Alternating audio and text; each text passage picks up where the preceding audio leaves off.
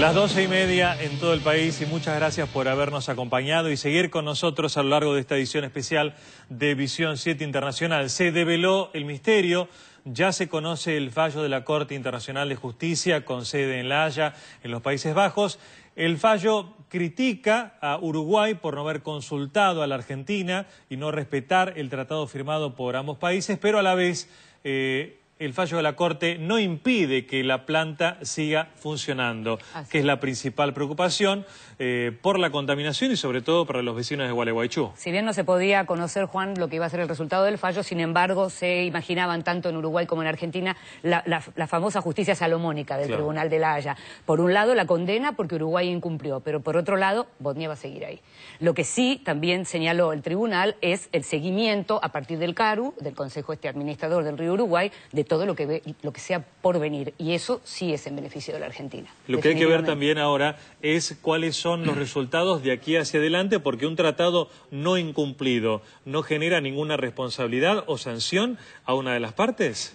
Eso sería bueno averiguarlo. En principio lo que están diciendo es que esto queda así, es decir, lo incumplió incumplió lo que ocurrió. Pero Raúl estaba viendo precisamente las reacciones en Uruguay en relación al fallo. Exactamente, asumiendo desde el lado de Uruguay el fallo está en realidad condenando justamente a ese país por no haber cumplido con el tratado. Dice que el gobierno uruguayo se pone a acatar el fallo adverso del Tribunal de La Haya. Esto lo dice el sitio del periódico El Observador de Montevideo, y que buscaría alguna forma de entablar un diálogo distinto con Argentina, buscando restablecer las relaciones cordiales que evidentemente en algún sentido habían Lo señalamos esto durante la transmisión, las relaciones son cordiales, sobre todo en el último tiempo son cordiales, como previendo precisamente que iba a pasar esto. Cordiales, ¿no? Pero algo frías, ¿no? Digamos, ¿A vos te parecen que son frías? A mí me parece que sí, que en algunos planos esto impidió que se avanzara en otros aspectos que tienen que ver con la integración económica. Pero desde la llegada de Mujica... No solo en la integración física por el tema del puente cerrado, ¿no? Pero vos sentís desde la llegada de Mujica que esto continúa así, ¿no? Hay algunas señales, pero evidentemente llevarlo a la práctica no resulta fácil con este conflicto de por medio. De todas formas, creo que el fallo tiene un elemento... A ver... Discúlpame, Raúl, vamos a escuchar ya mismo a la embajadora Susana Ruiz Cerruti. Desde La Haya, la embajadora que llevó adelante la presentación argentina. Es un dato importante de aquí, al estatuto de aquí a futuro. De aquí... digo, teniendo en cuenta la posibilidad de la instalación de una nueva pastera por parte del vecino país. El Uruguay no va a poder llevar adelante ningún proyecto como el de ENCE o el de Bosnia o el puerto de Bosnia sin someterse al estatuto del río Uruguay. O sea, el cumplimiento de las disposiciones procesales del estatuto ha sido declarado por la Corte absolutamente fundamental para el objetivo del estatuto, que es proteger el río Uruguay en materia de contaminación. O sea, nuevos proyectos unilaterales e inconsultos no va a poder haber.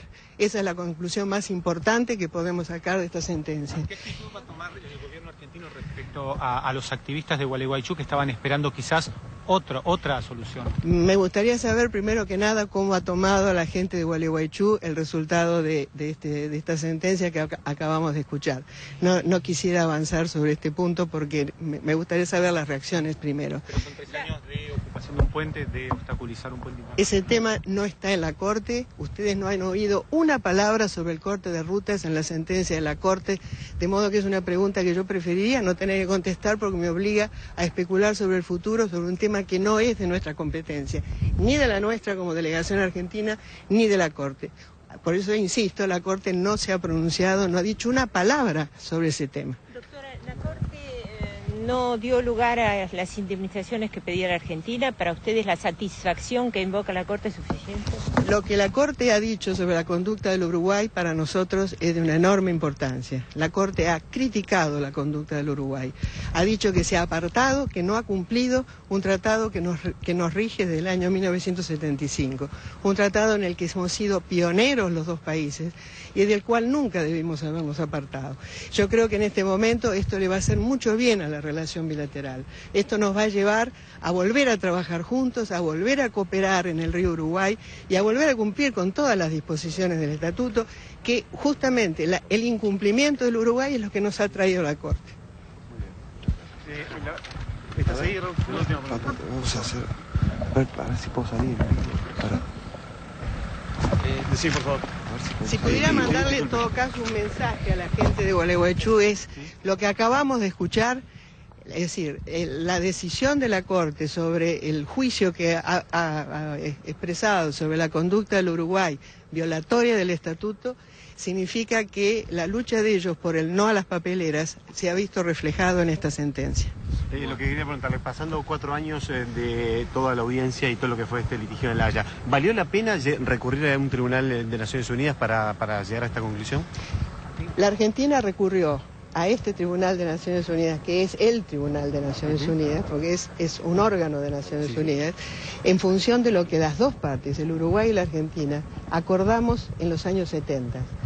Uruguay y Argentina han puesto a la Corte Internacional de Justicia como el sistema de solución de controversias, tanto para el Estatuto del Uruguay como para el Tratado del Río de la Plata. Todo problema que tengamos de interpretación de un tratado bilateral de esas características, digo el Estatuto o el Tratado del Río de la Plata, en última instancia, si no se resuelve por negociación, que es el caso de lo que nos ha ocurrido con las papeleras, tiene que ser traído a la Corte. No hay otra fórmula, porque es lo que hemos acordado las dos partes. Tenía sentido, lo que hemos venido aquí a hacer es a obtener una reafirmación de la vigencia del Estatuto, porque había sido violado. Y ustedes escucharon a la Corte que nos ha reconocido eso. De ahora en más, volvemos satisfechos porque el Estatuto ha salido fortalecido, está más vigorizado por la sentencia de la Corte. Está claro que no había negociación, la posición de Uruguay era con puentes bloqueados no se negocia. No tiene nada que ver, no estamos hablando de esas negociaciones. Lo que el Uruguay no llevó adelante con la buena fe que debió haber llevado, y la Corte lo acaba de decir, fueron las negociaciones del año 2005 para la solución de esta controversia. En ese entonces no había corte de ruta, pero había violaciones del Uruguay al Estatuto. Es a esas negociaciones a las que se refería la Corte. Muchas gracias, muy amable. Están pidiendo para salir en vivo. ¿Con ella? Sí, con ella o para salir. ¿Y por qué no mandamos esto? Sí, no, ya. ¿Se podrá salir? Bien, escuchábamos a la embajadora Susana Ruiz Cerruti, de una larga trayectoria diplomática, y haciendo referencia justamente, dándole valor al fallo de la Corte en tanto y en cuanto ratifica que no se respetó el tratado y que a partir de ahora debería realmente respetarse, y pone un freno hacia adelante ante la posibilidad de que se instalen otras pasteras. Sí, al mismo tiempo sería interesante preguntarle al embajador algo que venía diciendo Raúl en notas anteriores, en esta misma edición, y que tiene que ver con hay que rehacer este tratado, claro, digamos, porque si el Tribunal de La Haya decidió que no era competente porque no figuraba en el Estatuto del Río Uruguay la cuestión de la materia medioambiental, claro, como la estaba pidiendo la Argentina, probablemente haya que rearmar algo, haya que actualizarlo, ¿no? Indudablemente, el tema medioambiental, y sobre todo teniendo en cuenta que se trata de Argentina y Uruguay, necesita absolutamente de consenso para poder trabajar en este plano. Quizá este fallo pueda resultar el primer ladrillo de esa construcción, de buscar cuáles son los mecanismos. Quizás el tratado del Río Uruguay no sea lo suficientemente amplio como para abarcar todos los aspectos que deberían tenerse en cuenta con el medio ambiente, con el tema de la contaminación, en la cual en estos 35 años también se ha avanzado mucho en la determinación de qué factores afectan el medio ambiente. Inclusive te podríamos hablar hasta de un derecho nuevo, el tema del medio ambiente, en lo cual todavía se está elaborando los instrumentos para... Pero hay un punto que resolverlo. seguramente también podría incluir Uruguay, Raúl, que tiene que ver con los cortes. Porque nosotros estamos diciendo la cuestión medioambiental no está lo suficientemente contemplada.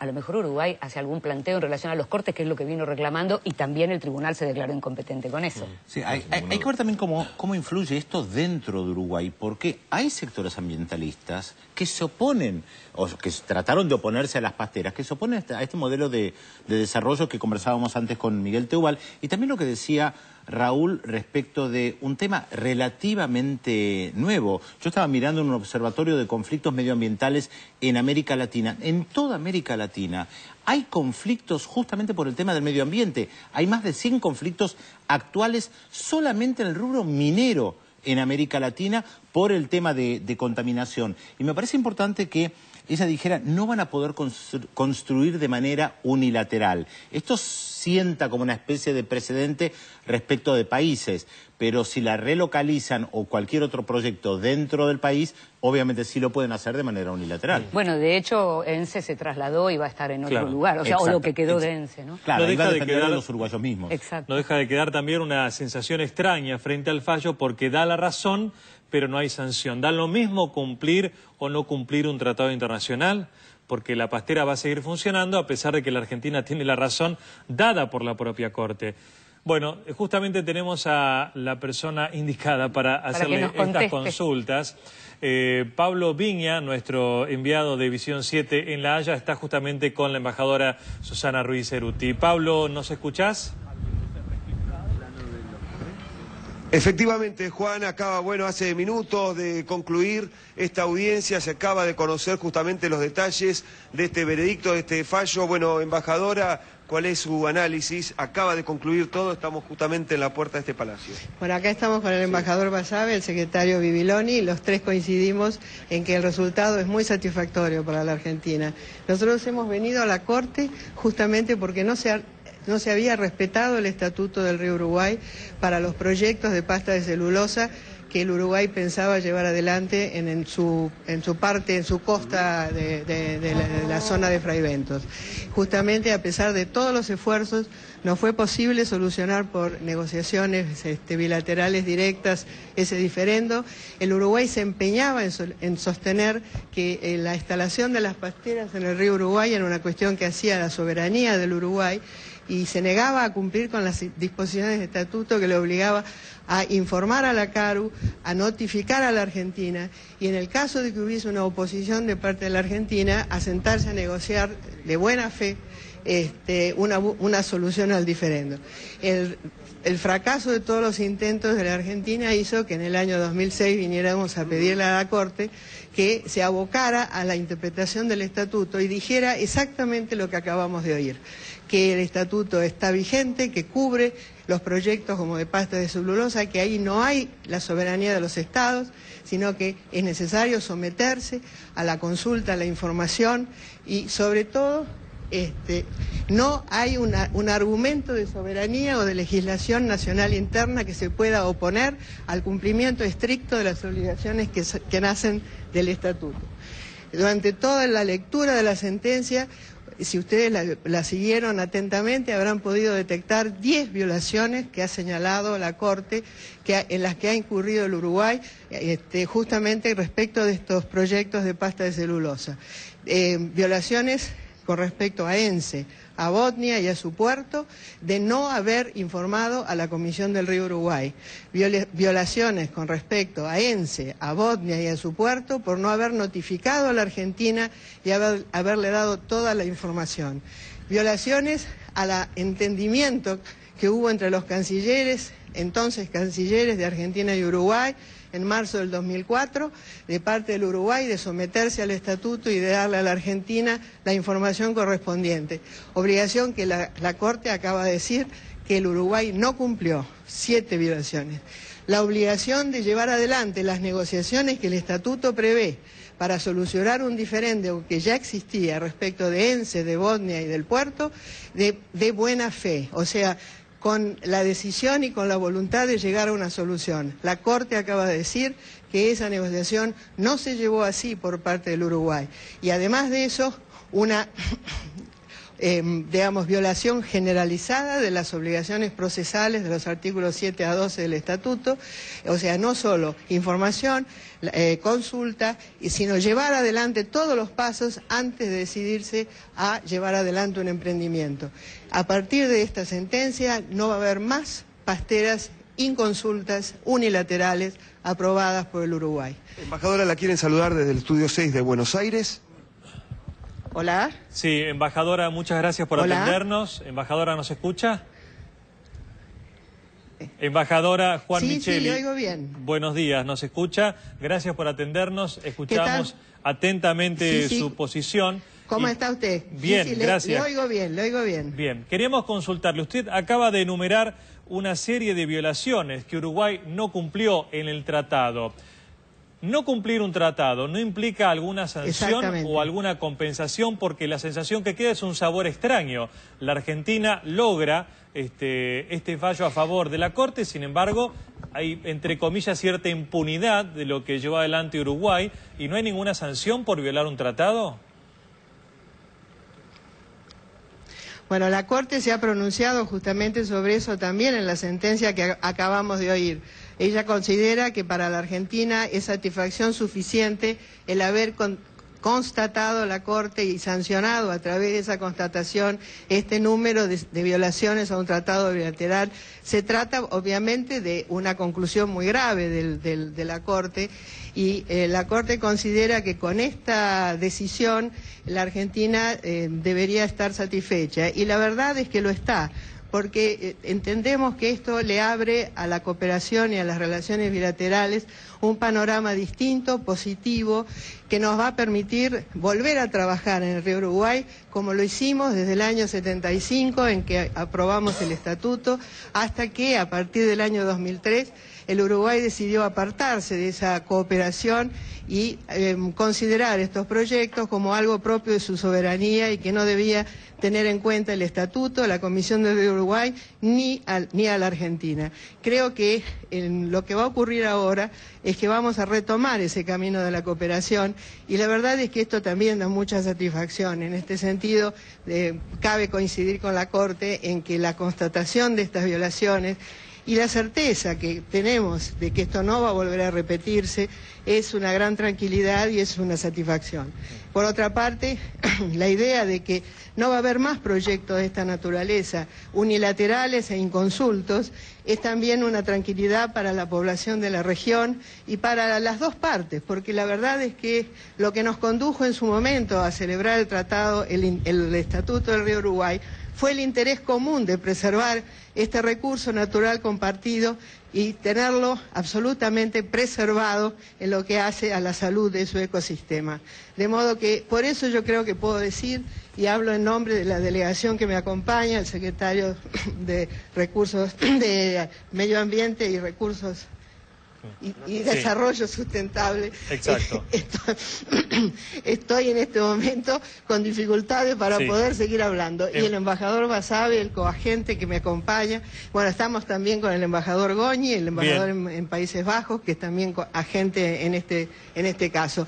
Los tres estamos coincidentes en que esta decisión del tribunal es muy satisfactoria y que nos va a permitir recomponer la relación de cooperación que en realidad nunca debió haberse abandonado.